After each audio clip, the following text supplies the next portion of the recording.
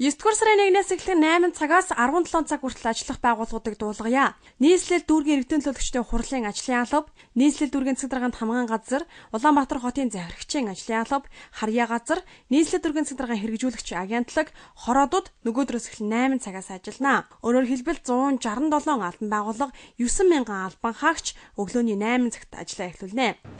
Тэгэхээр би юу хэлэх гээд нэхэр нөгөө хороон дарга 8 цагт очиход байж ах ёстой шүү дээ.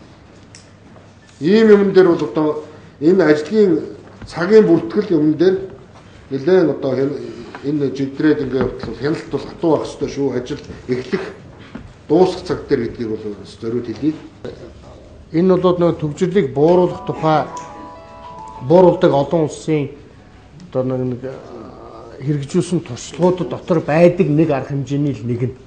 Олон цагц арга хэмжээнүүд нээлжээж энэ төвжирэл сатал өөрөө буурч яадаг. Тэгээ энэний бас нэг тусдын болох нэг жижиг хэсэг нэ. Яг тэгэхээр Улаанбаатар хотод үндсэндээ өглөөний 8 цаг 20 минутаас эхлүүлээд гол төвжирэл маань бий болдог. Ингээд 9 цаг 20 минут хүртэл үндсэндээ хэд удаашралтай хөдөлгөөн маань явагдаж байгаа. Тэгэхээр энд бол бас нэлээд хэмжээний нөлөө үзүүлэх байхаа. Бид бол багадаа нэг 10 орчим хувиар буурна гэсэн ийм тооцоонуудыг гаргаад